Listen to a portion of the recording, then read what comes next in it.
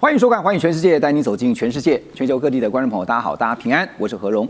两岸大事国际焦点，深度剖析，打开视野。透过 YouTube 收看朋友，请您帮我按赞、订阅、加分享，动动手，开启小铃铛。也欢迎您告诉我们在哪个城市打卡收看。当然，欢迎大家多多的表达您的观点，跟我们互动一下。好，来欢迎今天3位来宾。首先是科技力智库的执行长吴林祥老师，何荣好，观众朋友们您好。另外，登江大学战略所助理教授马仲伟老师，主持人好，各位观众朋友大家好。还有军情与航空网站主编施孝伟，孝伟兄。何荣兄好，各位观众朋友大家好。好，相信在这个礼拜大家都在关注的是中东的局势，因为现在战火真的随时有可能一触即发。那中东局势呢，在这个礼拜要持续的升高，伊朗的危机到目前为止还没有可以说完全的解除。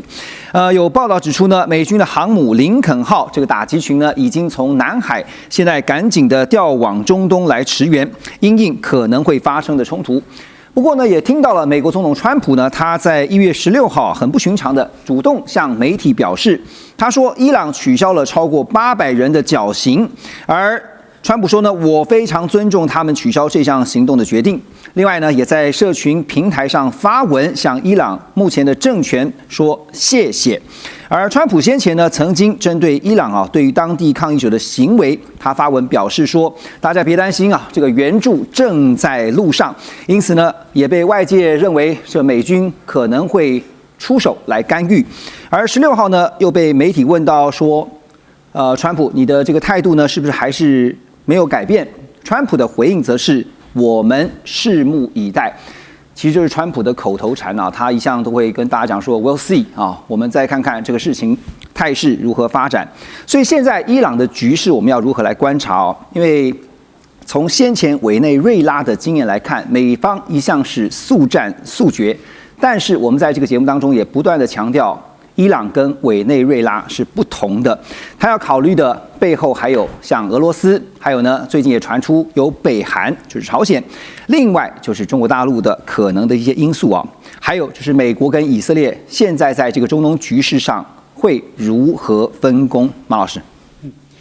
其实我非常同意主持人刚刚的这个提法，就是其实伊朗的问题会比这个委内瑞拉要复杂的很多因为委内瑞拉毕竟是在美国的后花园里面，而且美国去这个针对这个国家，他规划把马杜罗抓走应该非常多年，因为2018年他们就曾经策划过刺杀，但是没有成功，所以美国应该老早就想除掉马杜罗，所以他的副案非常的多。可是，在伊朗这个问题上面，一来它很复杂，二来其实伊朗他自己的这个防空能力或军事能力也比委内瑞拉要强的很多，所以他要去介入伊朗的问题，它会变得很复杂。更何况伊朗手上还有浓缩铀，不然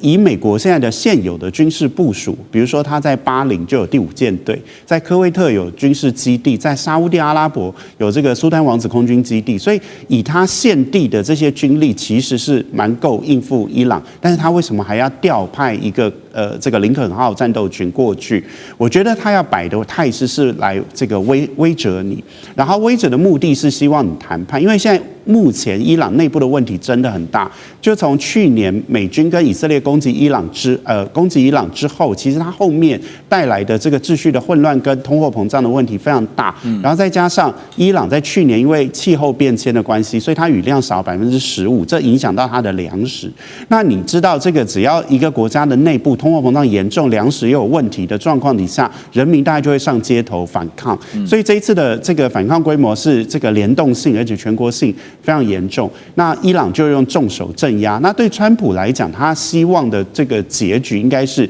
伊朗现在先不要这个对人民进行屠杀，因为这个对美国形象还是有损所以川普最希望的是你先停掉这个血腥镇压，然后看起来伊朗他现在暂停执行了800个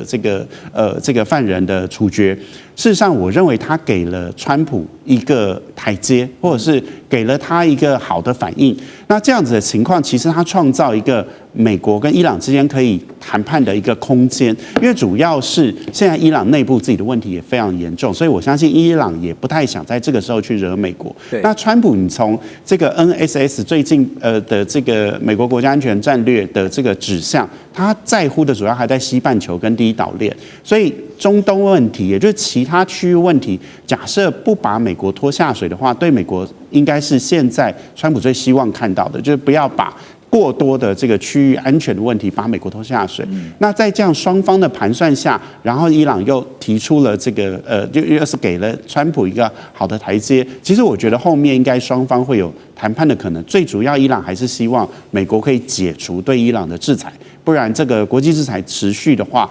伊朗内部的问题会非常的严重。对，其实现在对伊朗比较膈应的一定是以色列哈，美国还在其次啊。不过美国在对伊朗决定要动手之前，也必须先想一件事情，就是万一变成了一个马蜂窝怎么办？一捅了，到时候这个烂摊子可能不像委内瑞拉那么好收拾啊。好，那就来观察这个美国跟以色列之间最近有一个很有趣的互动。以色列情报特务局的局长啊，巴尔利内亚呢，他在16号抵达了美国，和川普的中东特使威口会晤，双方讨论的内容呢，包括了伊朗的核计划，还有呢伊朗的飞弹战力等相关的议题。而根据美国国家航空航天情报中心的调查，他们表示说，伊朗目前呢至少拥有14种弹道飞弹，这个范围涵盖短程到中程，并且正在向远程迈进。而其中呢，对于以色列还有美国在中东驻军最大的威胁，就是来自于伊朗的中程弹道飞弹，这叫流星3型家族。而根据报道说呢，这个射程可以达到2000公里啊，它的这个范围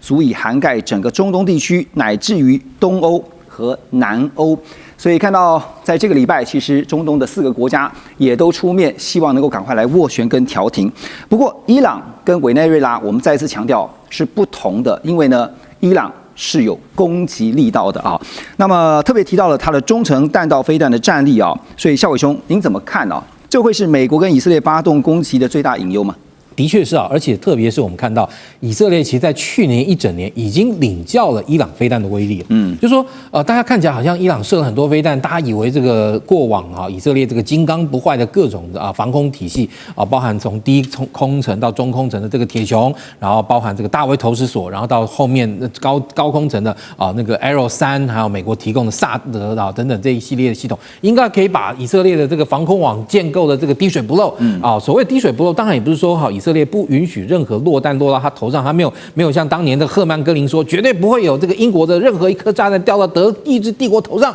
好，但是结果呢？我们看到，其实，在那个去年一整年的这个以色列跟伊朗的这样一个冲突中，伊朗非常成功的利用弹道飞弹，还有特别是中程飞弹跟高超音速武器，成功的穿透了以色列的防空网。对，那这个以色列防空网，也就是以色列真的被打中，以色列真的知道，就是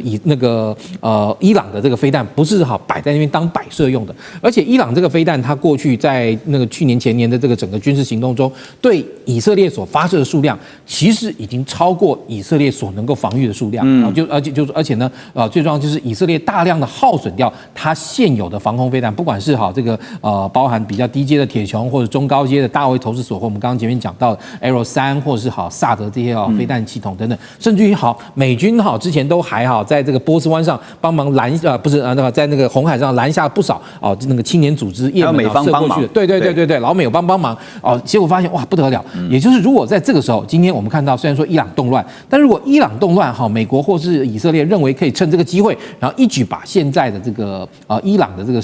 神权政治推翻的话，那但是其实我们这几天也有看到，即便就是说伊朗有相当的人支持这一次的这样一个那个改变或者说支持这样一个算是准革命行动，但是你看到还是有相当多人出来支持政府也就是说，如果军队在政府的控制下，然后军队如果当国家遭到来自于以色列跟美国的攻击，那这个时候军队受命之后向伊朗向以色列再发射大规模的这个飞弹攻击的话，对他们来说哇，那可能挡不住了。而且伊朗的这些飞弹，我们刚刚讲它前后有14种，而且它其中有包含能够射到以色列的那种中程弹道飞弹，而且还有高超音速武器。高超音速武器，我们刚刚讲，从去年前年的这个以色列的防空网对高超音速武器测试的结果，就是告诉你现有的战区弹道飞弹防御系统，从萨德以下到 Arrow 3，然后到爱国者，然后到这个各种的大卫投石索，或者加总起来，对于高超音速的飞弹的防御率并不好。对，那像我们看到以伊朗来说，它所具备的这些流星飞弹特别是像流星3射程3000公里，而且它的这个飞弹还具备就是高超音速变轨的能力，让以色列的这个防空系统其实防御它防御的非常辛苦那当然也不是说完全没有战果，但是证明如果说你今天要能够顺利的击落一枚这样的一个中程高超音速武器，你可能要耗掉相当数量的防空飞弹。那这个时候你防御这颗飞弹的这个成本跟代价都会变得非常的这个巨大。所以除了核武的威胁以外，其实传统的实体飞弹的威胁也是非常大的。对，其实是以这个实体的这个核武来说的话，目前大家当然是相信伊朗可能并没有核武，而且其实伊朗真的有核武，我个人认为它应该也是要用于吓阻性的，也就是说，像你看金正恩他本身拥有核武，某种程度来说，你可以说他这个核武可以是一种讹诈式的核武。为什么呢？它其实还是用来吓阻，也就是说，你今天真的不要打我，你打我就拿来这个丢到你头上，特别是对美国，因为那个北韩跟美国的核武实力其实相差的太远了，也就是说。也许可能金正恩可以用报复式丢成功1到2颗，但是如果今天他一旦这么做，美国对他所发动的核攻击的密度跟强度，绝对可以把整个北韩打回石器时代。所以在这个情况下，那你说金正恩他说我有这个能力，但你说他打了没有？他从来没有真的要对美国打。同样，伊朗也是一样，伊朗就算真的能够有核弹，他了不起，他想说我要去炸这个以色列，但他真的炸了以色列之后，炸了不是问题，问题是炸了以后。炸了以后呢，其实你说美国对，或者说其他的这个那个以色列盟友或者美国为主对伊朗所发动的这个大规模毁灭性攻击，就绝对不会只是纸上谈兵而已。是，其实我个人看这么长期从川普第一任到现在，他对伊朗其实相当忌惮的。为什么？因为其实当然他上次派了这个 B-2 轰炸机进到伊朗发动这个空袭，但是在他对伊朗发动空袭之前，其实他过去对伊朗都是非常小心谨慎的，包含他第一任期他们的这个无人机被伊朗打下去了或甚至就是说他是在那个伊拉克境内，他那个美国军营被伊朗用那个飞弹攻击了等等，基本上川普都是选择就这样，好吧，就这样了。那我要发动攻击，但是一旦要发动攻击，会有更多的死伤，如何我就决定不这么做了。但是好，你看上一次就是因为以色列先把伊朗已经踹得只剩下一口气了，美国就趁那个机会赶快派 B-2 轰炸机丢炸弹。但是伊朗也并不代表它就是纸糊的，也就是说，它在这段时间重新加速生产的这个飞弹的数量跟能力，如果今天它真的正对还把它拿来当核武跟核武器结合，对以色列发动攻击的话，那我相信那个伊朗它绝对是招致灭国之灾。刚刚这个少伟兄点到重点其实伊朗现在对于这个以色列的攻击，先前我们也看到了，就是铁穹的神话被打破了。所以呢，现在以色列方面不是也听到他们说吗？只要伊朗你不动，我就不动。对原则就是这样子。如果你敢对我动手的话，那当然我也不会客气那针对这个伊朗危机，俄罗斯方面也出手了。我们看到的是克林姆林宫表示说，俄罗斯总统普丁呢16号分别和以色列还有伊朗的领导人都通了话，试图要缓解一下冲突。华盛顿邮报也爆料说，早在伊朗2025年12月底爆发抗议活动的前几天以色列和伊朗的官员也透过俄罗斯传达讯息，就是我们刚刚讲的，表示说只要对方没有先攻击，就不会主动的来先发制人攻击这个礼拜包括刚刚提到的沙烏地阿拉伯、卡达、阿曼还有埃及、中东4国呢也出面调和那说实在的，吴老师，从国际关系解决冲突的角度，我们来思考，真的要是打起来，这个中东虽然是没完没了的，但是大家都不好。我看到何荣皱着眉头实在是悲天悯人那个态度，我们都不希望看到战争发生。但是我们要想象，你刚刚讲的这些，不管是大国或者小国的领导人也好，或者他代表整个国家也好，他讲的都是个人的利益，个人的利益。我讲的个人，包括真的是他个人的利益都在里面。那这里面当然这个利益是目标，那我有没有意愿去得到这些利益呢？要看有没有能力。所以你刚刚讲说俄罗斯也出手这我觉得他没有出手，他只是出口对，俄罗斯现在能力有限因为他这一场俄乌战争，他先处理乌克兰的问题。对，所以他其实是希望不要发生另外一场战争，让他没有能力去参与的话，就会这个就泄露了他其实现在国力衰弱的这种现象嘛。对，所以他就出口，其实还没有出手。那现在真正有能力出手是谁？其实以色列对，美国是很尊重以色列。为什么？如果真的要打伊朗，要以色列做马前卒。这样听起来的话，老师您觉得纳坦雅胡是关键了？他真的是关键，而且我们刚刚还是用刚刚的逻辑来讲，他的意愿跟他的能力。纳坦雅胡个人的意愿，他现在国内其实声望也不是非常高，他有很多自己内政的麻烦，所以如果外部有个敌人，然后发布对外部的某种程度的攻击这个对他其实是有利的。另外，因为我自己在那个第二次波斯湾战争去过那个以色列采访过21天，那交了一些以色列的人的朋友我对他们那个民族心态有很深的刻的印象。如果今天伊朗现在内部分裂这么混乱的情况之下，真是趁你病要你命的好时机啊！怎么会不出手呢？最佳 timing。对，真的是好，所以他有意愿也有能力。那美国呢？如果真的要打，要以色列做马前卒。美国反过来，美国如果说现在暂时不要打，也要劝阻以色列，你不要跟我胡来啊！大国最怕小国把它拖下水。那您觉得川普 hold 得住纳坦雅胡吗？我先前的经验在加萨，我觉得不行，因为川普有个大的麻烦，就是他不可控。哦，刚刚那个肖伟雄在讲第一任跟第二任，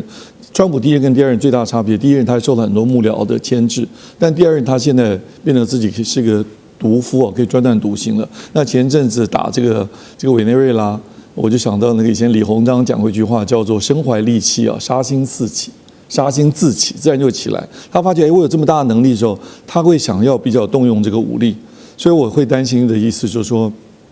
说不定川普也想要去用武力来解决伊朗的这种意愿就会提高。对，那当然他现在还有别的事情要忙，还有内部，他最怕的就是时间拖太久，他集中选举都拖那么久，所以我觉得这个事情不会拖那么久。拖到集中选举，万一他败了，他要在集中选举期间拿出很好的成绩，包括今天我们不会谈的台湾这个要贡献多少，各国贡献多少，还包括能不能够在各地方制造一些和平的这个现象，这个对他个人意愿是最强。对，所以我们要分析这个问题，要去把这几个行为者的每一个，还有他领导人的意愿都来做分析，才能比较判断。不过站在我们这个 peacemaker 的角度来看，我们都希望战事不要发生啊。可是现在就像是那句话哈，箭在弦上，虽然说不是不发啊，改成何时射发，只是迟早的问题。马上回来。全球局势必须关注，中美赛局牵动地缘风险，连带影响台海两岸未来。环宇全世界，关心全世界，权威分析，专业观察，客观立场。每周6日，请您准时锁定，一同关心全球大事的瞬息万变。